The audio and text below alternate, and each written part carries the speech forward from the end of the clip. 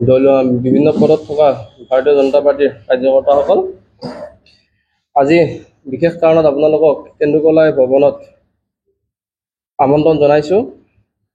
আজি প্ৰায় বিগত 9 বছৰ, কিছুমান 10, 15, 20 এনেকুৱা পুৰণি কাৰ্যকৰ্তাসকলে মুদৈপুৰী মণ্ডলৰ ভাৰতীয় জনতা পাৰ্টি ওদালগুৰি জিলাৰ মুদৈপুৰী মণ্ডলৰ বিভিন্ন দায়িত্বত থাকি ভাৰতীয় জনতা পাৰ্টিৰ সাংগঠনিক কাম কাজ কৰি আহিছিলে। আৰু আজি অতি দুখেৰে আপোনালোকক জনাওঁ যে কাৰ্যবাহী সদস্য আমাৰ মুদৈপুৰী সমষ্টিৰ এমচিএল তথা কাৰ্যবাহী সদস্য দিগন্ত বৰুৱা ডাঙৰীয়া আৰু মণ্ডল সভাপতি আৰু আমাৰ গৰাকীৰ কাৰ্যবাহী সদস্যগৰাকীৰ ব্যক্তিগত সহায়ক দীপাংকৰ ডেকাই মুদৈপুৰী মণ্ডলটিক মুদৈপুৰী মণ্ডলৰ যি সংগঠন, এই সংগঠনটিক স্বেচ্ছাচাৰিতাৰে পৰিচালনা কৰাৰ বাবে আমি আজি সমূহীয়াভাৱে ভাৰতীয় জনতা পাৰ্টিৰ মুদৈপুৰী মণ্ডল সমিতিৰ পৰা অব্যাহতি ল'ব ওলাইছোঁ। এই বিষয়টো আপোনালোকক জ্ঞাত কৰিবৰ কাৰণে আপোনালোকক এই কেন্দুকলাই ভৱনত আপোনালোকক আমন্ত্ৰণ জনাইছোঁ। সাময়িকভাৱে আমি সমূহীয়াকৈ আমি অব্যাহতি লৈছোঁ। আজি ভাৰতীয় জনতা পাৰ্টি মুদৈপুৰী মণ্ডল সমিতিৰ পৰা আমি প্ৰায় 30-40 জন ব্যক্তি আছোঁ। আপোনালোকক সংবাদ মাধ্যম আমাৰ যি পদত্যাগ পত্ৰসমূহ আপোনালোকক দিম। আজি আমি সেইকাৰণে আপোনালোকক আমন্ত্ৰণ জনাইছোঁ। ইয়াৰ মুখ্য কাৰণ আচলতে আমি 5 বছৰ যেতিয়া দিগন্ত বৰুৱা ডাঙৰীয়াক আমি 2020 চনত তেওঁ টিকেট পাইছিলে ভাৰতীয় জনতা পাৰ্টিৰ পৰা, তেতিয়াও আমাৰ ইয়াত এটা বিসম্বাদ সৃষ্টি হৈছিলে। তেতিয়া আছিল আমাৰ নিৰঞ্জন সিং ডাঙৰীয়াও আছিলে। নিৰঞ্জন সিং ডাঙৰীয়াই টিকেট নোপোৱাৰ পিছত মুদৈপুৰী মণ্ডলৰ যি সংগঠন, সেই সংগঠন ভাঙি চুৰমাৰ হৈ গৈছিলে। আমি তেতিয়া ভাৰতীয় জনতা পাৰ্টিত 2020 চনৰ 22 মাৰ্চত যেতিয়া লকডাউন হৈছিলে, এই লকডাউন হোৱাৰ পৰা আমি টোটেল 9 মাহত মুদৈপুৰী মণ্ডলটো সম্পূৰ্ণভাৱে সংগঠন বুথৰ পৰা মৰ্চাৰ পৰা সকলো সংগঠনৰ কাম কৰি আমি দিগন্তদাক জয়ী কৰাৰ কাৰণে বহুত কষ্ট কৰিছিলোঁ। সেয়া আমাৰ কলাগাঁওবাসী ৰাইজেও জানে। আজি পদত্যাগ দিয়াৰ মূল কাৰণটো এইটোৱেই যে দিগন্তদাই যি কাম কৰিলে এই 5টা বছৰত, তেওঁৰ যিবিলাক কাম কৰিলে, উন্নয়নৰ লগতে তেওঁ আমাৰ সাংগঠনিকভাৱে তেওঁ যি স্বেচ্ছাচাৰিতাৰে আৰু মণ্ডল সভাপতি দীপাংকৰ ডেকাই যি সংগঠনত যি স্বেচ্ছাচাৰিতা তেওঁলোকে শাসন কৰিলে, তাৰ বাবে আমি খুব দুখ পাইছোঁ। কাৰণ মই মণ্ডলৰ 6 বছৰ মই জেনেৰেল ছেক্ৰেটাৰী আছিলোঁ মুদৈপুৰী মণ্ডলৰ। দিগন্তদা 2020 চনত তেওঁ আছিলে মুদৈপুৰী মণ্ডলৰ, যেতিয়া টিকেট পাইছিলে তেতিয়াও মই জেনেৰেল ছেক্ৰেটাৰী আছিলোঁ। আৰু তেওঁ হোৱাৰ পিছতো মই 4 বছৰ মই জেনেৰেল ছেক্ৰেটাৰী থাকিলোঁ। আৰু সেই 4টা বছৰত যথেষ্ট কষ্টৰে সংগঠনৰ কাম কৰিছিলোঁ। কৰাৰ পিছত আজি কিছুমান বিষয়বস্তু দিগন্তদাই কৰা কাম, বা তেওঁ জনাই হওক নজনাই হওক, তেওঁ নাজানিবও পাৰে, জনাই হওক নজনাই হওক, তেওঁ যিবিলাক কাম কৰিছে আমি এতিয়া জ্ঞাত হৈছোঁ, জানিব পাৰিছোঁ, আমি অন্তৰত দুখ পাইছোঁ। আমি ভাৰতীয় জনতা পাৰ্টি এটা পঞ্চনিষ্ঠাত আদৰ্শত থকা দল, যিয়ে আমাৰ ভাৰতীয় জনতা পাৰ্টিৰ দলটোৱে আজিৰ তাৰিখত যি আমি অবৈধ বেদখলকাৰী বুলি কওঁ, অবৈধভাৱে বাস কৰা মানুহ বুলি কওঁ, সেনেকুৱা মানুহবিলাকক দিগন্তদাই কোকৰাঝাৰৰ এজন মুছলিম ব্যক্তি, মুছলিম মানে আমি মিয়া বুলি কওঁ আৰু যাক, সেই মিয়া ব্যক্তিজনক 2025-26 বৰ্ষত প্ৰায় 12 কোটি টকাৰ কাম এলকেশ্যন দিছে। যিটো ইৰিগেশ্যন, যিটো দিগন্তদাই পায় মাত্ৰ 19 কোটি টকা, তাৰে কোকৰাঝাৰৰ এজনকে দিছে তেওঁ 12 কোটি টকা। আমাৰ কি কলাইগাঁৱত মানুহ নাছিলে নেকি? আমাৰ আৰু ওদালগুৰিত বেলেগ মানুহ নাছিলে নেকি? আমি যি বড়ো জাতিয়ে 5,000 শ্বহীদৰ বিনিময়ত আজি এই বিটিচিখন পাইছে। এই বড়ো জনগোষ্ঠীৰ লোককো যদি দিলেহেঁতেন, আমাৰ খিলঞ্জীয়া জাতি জনগোষ্ঠীকো যদি আজি দিলেহেঁতেন, আমি এই কামটো আমি অন্তৰত দুখ নাপালোঁ। আমি খুব চেণ্টিমেণ্টত কাম কৰিছিলোঁ। আমি যোৱাবাৰ আমি কা আন্দোলনৰ সময়তো মই সেই অসম জ্বলি থকা সময়তো মই কলাইগাঁও টাউনত কাৰ সমৰ্থনত ফেচবুক পোষ্ট দিছিলোঁ। কলাইগাঁৱত থাকি মই ফেচবুকৰ কাৰ সমৰ্থন কৰিছিলোঁ। সেই 2019 চনৰ সেই ইমান এটা ভয়াৱহ পৰিস্থিতিৰ মাজতো আজি এনেকুৱা ধৰণৰ বিষয়বস্তুবিলাক দেখা পোৱাৰ কাৰণে আমাৰ অন্তৰত দুখ লাগিছে। যাৰ কাৰণে আজি ভাৰতীয় জনতা পাৰ্টি মুদৈপুৰী মণ্ডল সমিতিটো যিদৰে চলি আছে, দিগন্তৰাই যেনেদৰে চলাই আছে, আমি ভাবোঁ যে ইয়াতে বিজেপিৰ আদৰ্শত পৰিচালিত হৈ থকা নাই। আমি নিজৰ খেয়াল খুচি মতে চলাই আছে। ইয়াত বিজেপিৰ আদৰ্শ জড়িত হৈ থকা নাই। ইয়াত কিছুমান ব্যক্তি আহিছে যিয়ে আমাক কা আন্দোলনৰ সময়ত এটা সময়ত আমাক মাৰিবৰ কাৰণে মানুহক ঠাট্টা কৰিছিলে, আমাক লগাইছিলে বা আমাক ঠাট্টা মস্কৰা কৰিছিলে। ইয়াত বিজেপি জিকিব নেকি বুলি কৈছিলে। যিবিলাক মানুহে কৈছিলে দিগন্তৰা ইয়াত জিকিব নেকি বুলি কৈছিলে, যিবিলাক মানুহে কৈছে দিগন্ত জিকিলে আমি চুলি ফুৰাই দিম বুলি কৈছিলে, আমাক ঠাট্টা কৰি কৈছিলে যে সিহঁতে সৰু ছোৱালীকেইটা দিগন্তৰাক জিকাব পাৰিব নেকি, এনেকে কৈছিল। কিন্তু আমি আজি সেইবিলাক মানুহৰ স্বেচ্ছাচাৰিতাৰে যেতিয়া দলটো পৰিচালনা হ'ব, তেতিয়া আমি অন্তৰত দুখ পাওঁ। দলটোত আমি বহুত চেক্ৰিফাইচ কৰিছোঁ।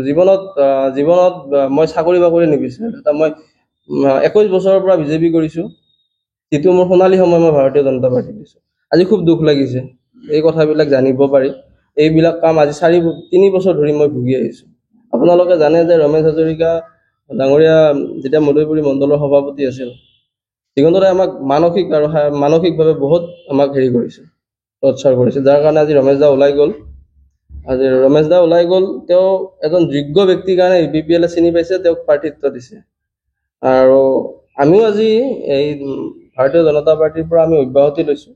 যিহেতু ভাৰতীয় জনতা পাৰ্টিৰ আদৰ্শত মুদৈপুৰী সমিতিখন পৰিচালনা হোৱা নাই, তাৰ বাবে আমি আজি পদত্যাগ কৰিছোঁ। আপুনি চাব আব্দুল মতলেব বুলি যিজন মানুহ আছে, তেওঁ দিগন্ত দাই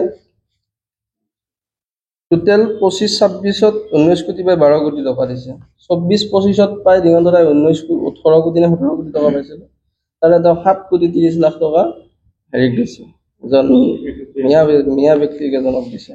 তাৰ কাৰণে আমি দুখ পাইছোঁ। আমি খুব চেণ্টিমেণ্টত আমি কাম কৰিছিলোঁ। আমি দিগন্তৰাক যেতিয়া আমি ৰাইজৰ মাজত লৈ গৈছিলোঁ, তেতিয়া আমি অসমীয়া চেণ্টিমেণ্ট দিছিলোঁ, আমি হিন্দুৰ চেণ্টিমেণ্ট দিছিলোঁ। কিন্তু দিগন্তৰাই অসমীয়াকো চিনি পোৱা নাই, হিন্দুকো চিনি পোৱা নাই। এটা নিকৃষ্ট মুনাফাৰ বাবে তেওঁ সকলো চেণ্টিমেণ্ট, জাতীয়তাবাদী চেণ্টিমেণ্ট, আমাৰ ভাৰতীয় জনতা পাৰ্টিৰ যি আদৰ্শ, যি আমিতো হিন্দুত্ববাদী চেণ্টিমেণ্টৰ মানুহ, সেই চেণ্টিমেণ্টটো বিসৰ্জন দি তেওঁ কাম কৰিছে। তাৰ বাবে আমি অন্তৰত দুখ পাইছোঁ। আৰু সেইবাবে যে ভাৰতীয় জনতা পাৰ্টিৰ মুদৈপুৰী মণ্ডল সমিতি যে বিজেপিৰ আদৰ্শত পৰিচালনা হোৱা নাই, এইবিলাকে প্ৰমাণ কৰে। সেইকাৰণে আমি ভাৰতীয় জনতা পাৰ্টিৰ পৰা অব্যাহতি লৈছোঁ।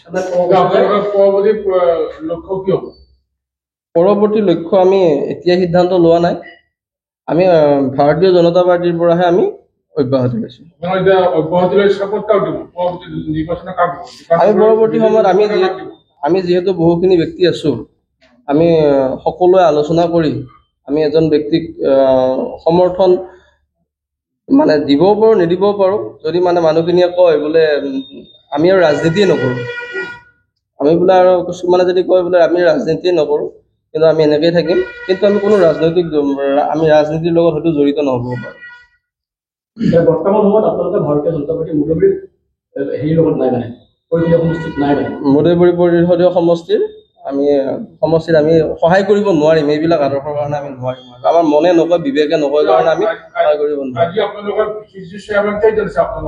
আমি 3জন VCDC চেয়াৰমেন আছোঁ, বুথ কমিটিৰ সভাপতি আছে, তাৰপিছত সম্পাদক আছে, তাৰপিছত VCDC মেম্বাৰ আছে।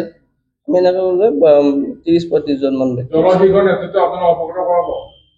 দলৰ শীৰ্ষ নেতৃত্বক আমি যথেষ্ট কথাবিলাক কৈছিলোঁ। তেওঁলোকে আচলতে আমাৰ কথাবিলাক গুৰুত্ব নিদিলে। দিলীপ দাকো কেতিয়াবা ক'বৰ কাৰণে চেষ্টা কৰিছিলোঁ। যদিও তেওঁ যথেষ্ট ৰাজ্যিক সভাপতি হ'ল, তেওঁ যথেষ্ট ব্যস্ত হৈ থাকে এতিয়া। আৰু কিছুমান আৰু এটা কথা ক'ব লাগিব, দিগন্ত দাই যথেষ্ট সৰু মন লৈ ৰাজনীতি কৰি আছে। তেওঁক শুভেচ্ছা জনাইছোঁ, তেওঁ এই নিৰ্বাচনত জয়ী হৈ পুনৰবাৰ জয়ী হৈ আহক, শুভেচ্ছা দিছোঁ। কিন্তু মনটো উদাৰ আৰু বহল মনেৰে তেওঁৰ ৰাজনীতিৰ পথাৰখনত আগবঢ়ায়। আপোনালোকে যে ক'লে যে যিগৰাকী বৰ্তমান সভাপতি নৱৰাজ বৰুৱা আৰু তেখেতৰ একচুৱেলি আপোনালোকে ব্যক্তিগত সহায়ক বুলি কৈছে, কিন্তু তেখেতৰ আন এজনৰ মতে এগৰাকী ৰান্ধনী আছিল দিগন্ত বৰুৱা। তেখেতৰ ওপৰত এনেকুৱা এটা হেৰি আহিছিল। আৰু দ্বিতীয়তে নৱৰাজ বৰুৱাৰ বিভিন্ন ক্ষেত্ৰত আপোনাৰ কেলেংকাৰী হওক বা তেখেতৰ ওপৰত কিন্তু হত্যাৰ গোচৰো তেখেতৰ আছিলে, সেই ক্ষেত্ৰত কি হ'ব? আচলতে আমি সভাপতি দিলে আপোনালোকে আপত্তি কিয় নকৰিলে? আচলতে আমি ব্যক্তিগতভাৱে কাকো আক্ৰমণ কৰিব খোজা নাই। নৱৰাজ তিলদাই দলটো ভালদৰে পৰিচালনা কৰক। আজি যিদৰে দলটো পৰিচালনা হৈ আছে, এইদৰে ভালদৰে পৰিচালনা কৰক, তেওঁক আমি শুভেচ্ছা জনাইছোঁ। কিন্তু মানে তেওঁ যিবিলাক কাম কৰিছে ৰাইজে গমেই পায়। মই যদি কৈ দিওঁ আজি মোক ব্যক্তিগতভাৱে কিছুমান আক্ৰমণমূলকভাৱে ল'ব, তেওঁৰ লগতো মোৰ বেয়া হ'ব, ময়ো তেওঁৰ লগত বেয়া হ'ব লাগিব। সেইকাৰণে আমাৰ যিটো উদ্দেশ্য ভাৰতীয় জনতা পাৰ্টীৰ আদৰ্শত থাকি তেওঁলোকে কাম কৰক, সেইটোহে তেওঁলোকক আমি ক'ব বিচাৰিছোঁ। যিখিনি ক্ষোভ প্ৰকাশ কৰা গ'ল, এই ক্ষোভৰ ভিতৰত আৰু বেলেগ অন্য কিবা ক্ষোভ থাকিব পাৰে, যিখিনি আমি ভাবিছোঁ আপোনালোকৰ ভিতৰৰ পৰা ক্ষোভটো ওলাই অহা নাই। যিখিনি আপুনি কথাখিনি কৈছে, আপোনালোকে দলক এক প্ৰকাৰে দলৰ পৰা ওলাই আহিছে, অব্যাহতি লৈছে, লৈ উঠি আকৌ ধৰক এটা শুভবাৰ্তা বা তেওঁলোকলৈ প্ৰেৰণ কৰা হৈছে। আৰু বেলেগ অন্য কিবা ক্ষোভ আৰু থাকিব পাৰে নাই? অন্য ক্ষোভ নহয়। আমাৰ ভাৰতীয় জনতা পাৰ্টীৰ এটা কথা, ভাৰতীয় জনতা পাৰ্টি যিহেতু মই সৰুৰ পৰা কৰিছোঁ, ভাৰতীয় জনতা পাৰ্টি এটা বস্তু দেখাইছে যে শিষ্টাচাৰটো শিকাইছে। আমি সেই শিষ্টাচাৰ অনুযায়ী আমি তেওঁলোকক শুভেচ্ছা দিছোঁ। আমি আমাক ঘৰৰ পৰা মা দেউতাই যিটো শিষ্টাচাৰ শিকাইছে, যিটো ব্যৱহাৰ শিকাইছে, সেই যিটো ব্যৱহাৰ শিকাইছে তাৰ বাবে আমি তেওঁলোকক শুভেচ্ছা জনাইছোঁ। কিন্তু ভাৰতীয় জনতা পাৰ্টীৰ আদৰ্শত থাকি তেওঁলোকে কাম কৰক, সেইটোৱে তেওঁলোকক আমি জনাব বিচাৰিছোঁ। আৰু তেওঁলোকে যিবিলাক কাম কৰি আছে, যে মানুহক তই বিজেপিত জইন কৰ, তহঁতক কোটি কোটি টকাৰ মানুহ বনাম। ভাৰতীয় জনতা পাৰ্টীয়ে কেতিয়াও কোটি টকাৰ কাম কৰিবৰ কাৰণে ইয়াতে মানুহক জইন কৰাব নালাগে। ভাৰতীয় জনতা পাৰ্টীৰ নীতি আৰু আদৰ্শৰ ওপৰত বিশ্বাস ৰাখি তেওঁলোকে ভাৰতীয় জনতা পাৰ্টীত জইন কৰক, যিসকলক জইন কৰাইছে। আৰু তেওঁলোকে এটা কাম কৰি আছে দেখিছোঁ, যোৱাবাৰ দিগন্ত দাই হয়তো নাজানে বা তিলদায়ো নাজানে, তেতিয়া আমি নেতৃত্বত আছিলোঁ তেতিয়াও, যিবিলাক ব্যক্তিয়ে দিগন্ত দাক যোৱাবাৰ সহায় কৰিছিলে যোৱাবাৰ ইলেকশ্যনত, সেই ব্যক্তিবিলাকক পুনৰবাৰ তেওঁলোকে জইনিং কৰাইছে। সেইবিলাক দেখা পাই আমাৰ অলপ বেয়া লাগিছে। সেইদিনাখন ভোলাবাৰী বাগিচাত দুজন দেখা পালোঁ বিজেপি কৰ্মীকে জইন কৰাইছে, যিবিলাক মানুহে দিগন্ত দাক সহায় কৰিছিল। এইবিলাক এনেকুৱা ধৰণৰ পলিটিক্সো নালাগে। জিকিবৰ কাৰণে আমি হাৰিয়ে গ'লো, কি লছটো আছে? ভাৰতীয় জনতা পাৰ্টীটো 2080 চনত জন্মগ্ৰহণ কৰি এই 51 চনৰ পৰা জনসংঘৰ পৰা হাৰি 80 চনত ভাৰতীয় জনতা পাৰ্টি, তাৰপিছত আমি এতিয়াহে আমাৰ ভাল অৱস্থা হৈছে। আমিতো হাৰিয়ে আহিছোঁ। 5 বছৰ হাৰিলো, এতিয়া কি হ'ব? আমিতো শিকিব পাৰিম ন? কিন্তু কিছুমান মিছা প্ৰলোভন আৰু মিছা কথা কৈ ৰাজনীতি কৰিব নালাগে। আপুনি ক'ব বিচাৰে দলীয় সংগঠনৰ পৰা আপোনাক Yes.